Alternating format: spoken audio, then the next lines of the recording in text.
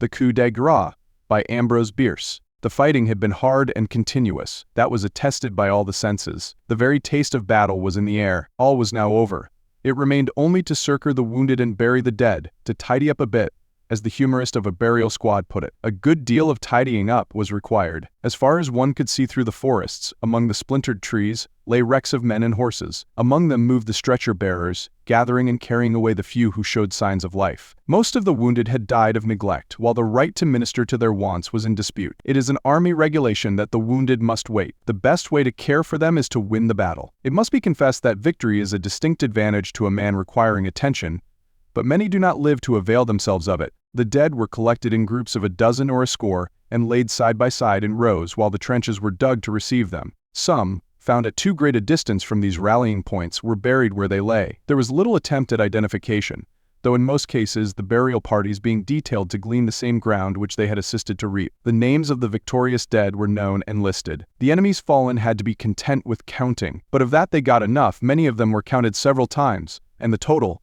as given afterward in the official report of the victorious commander, denoted rather a hope than a result. At some little distance from the spot where one of the burial parties had established its bivouac of the dead, a man in the uniform of a federal officer stood leaning against a tree. From his feet upward to his neck his attitude was that of weariness reposing, but he turned his head uneasily from side to side. His mind was apparently not at rest. He was perhaps uncertain in which direction to go. He was not likely to remain long where he was, for already the level rays of the setting sun straggled redly through the open spaces of the wood, and the weary soldiers were quitting their task for the day. He would hardly make a night of it alone there among the dead. 9 men in 10 whom you meet after a battle inquire the way to some fraction of the army, as if any one could know. Doubtless this officer was lost.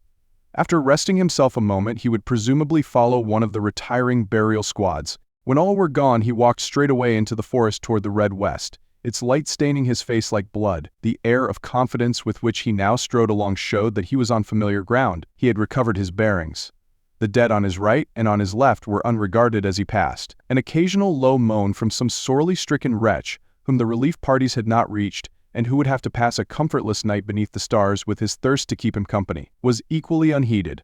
What, indeed, could the officer have done, being no surgeon and having no water? At the head of a shallow ravine, a mere depression of the ground, lay a small group of bodies. He saw, and swerving suddenly from his course, walked rapidly toward them. Scanning each one sharply as he passed, he stopped at last above one which lay at a slight remove from the others, near a clump of small trees. He looked at it narrowly. It seemed to stir. He stooped and laid his hand upon its face. It screamed. The officer was Captain Madwell, of a Massachusetts regiment of infantry, a daring and intelligent soldier, an honorable man. In the regiment were 2 brothers named Halcrow, Caffel and Creda Halcrow. Caffel Halcrow was a sergeant in Captain Madwell's company, and these 2 men, the sergeant and the captain, were devoted friends. Insofar as disparity of rank, difference in duties and considerations of military discipline would permit, they were commonly together. They had, indeed, grown up together from childhood. A habit of the heart is not easily broken off. Caffel Halcrow had nothing military in his taste nor disposition, but the thought of separation from his friend was disagreeable. He enlisted in the company in which Madwell was second lieutenant. Each had taken 2 steps upward in rank, but between the highest non-commissioned and the lowest commissioned officer the gulf is deep and wide, and the old relation was maintained with difficulty and indifference. Creda Halcrow, the brother of Caffel, was the major of the regiment, a cynical, saturnine man, between whom and Captain Madwell there was a natural antipathy which circumstances had nourished and strengthened to an active animosity. But for the restraining influence of their mutual relation to Caffel, these 2 patriots would doubtless have endeavored to deprive their country of each other's services. At the opening of the battle that morning, the regiment was performing outpost duty a mile away from the main army. It was attacked and nearly surrounded in the forest, but stubbornly held its ground. During a lull in the fighting, Major Halcrow came to Captain Madwell. The 2 exchanged formal salutes, and the major said, "Captain, the colonel directs that you push your company to the head of this ravine and hold your place there until recalled. I need hardly apprise you of the dangerous character of the movement, but if you wish you can, I suppose, turn over the command to your first lieutenant." I was not, however, directed to authorize the substitution. It is merely a suggestion of my own, unofficially made. To this deadly insult Captain Madwell coolly replied, "Sir, I invite you to accompany the movement. A mounted officer would be a conspicuous mark, and I have long held the opinion that it would be better if you were dead." The art of repartee was cultivated in military circles as early as 1862. A half-hour later, Captain Madwell's company was driven from its position at the head of the ravine, with a loss of 1/3 its number. Among the fallen was Sergeant Halcrow. The regiment was soon afterward forced back to the main line, and at the close of the battle was miles away. The captain was now standing at the side of his subordinate and friend. Sergeant Halcrow was mortally hurt. His clothing was deranged.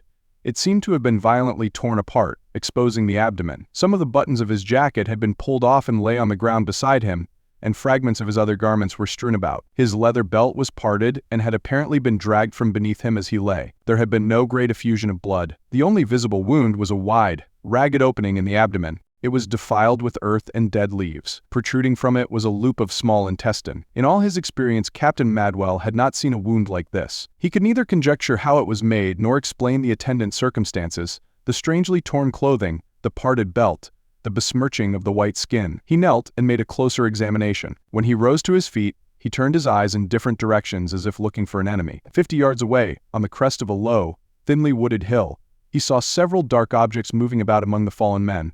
A herd of swine. One stood with its back to him, its shoulders sharply elevated. Its forefeet were upon a human body, its head was depressed and invisible. The bristly ridge of its chine showed black against the red west. Captain Madwell drew away his eyes and fixed them again upon the thing which had been his friend. The man who had suffered these monstrous mutilations was alive. At intervals he moved his limbs.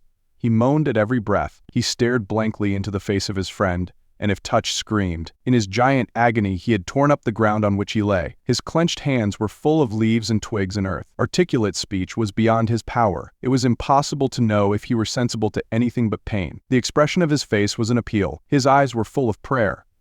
For what? There was no misreading that look. The captain had too frequently seen it in eyes of those whose lips had still the power to formulate it by an entreaty for death, consciously or unconsciously. This writhing fragment of humanity, this type and example of acute sensation, this handiwork of man and beast, this humble, unheroic Prometheus was imploring everything, all, the whole non-ego, for the boon of oblivion.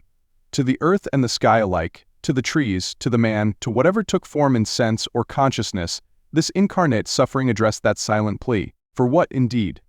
For that which we accord to even the meanest creature without sense to demand it, denying it only to the wretched of our own race. For the blessed release, the right of uttermost compassion, the coup de grace. Captain Madwell spoke the name of his friend. He repeated it over and over without effect until emotion choked his utterance. His tears plashed upon the livid face beneath his own and blinded himself. He saw nothing but a blurred and moving object, but the moans were more distinct than ever, interrupted at briefer intervals by sharper shrieks. He turned away, struck his hand upon his forehead, and strode from the spot. The swine, catching sight of him, threw up their crimson muzzles, regarding him suspiciously a second, and then with a gruff, concerted grunt, raced away out of sight. A horse, its forelegs splintered by a cannon shot, lifted its head sidewise from the ground and neighed piteously. Madwell stepped forward, drew his revolver and shot the poor beast between the eyes, narrowly observing its death struggle, which, contrary to his expectation, was violent and long. But at last it lay still.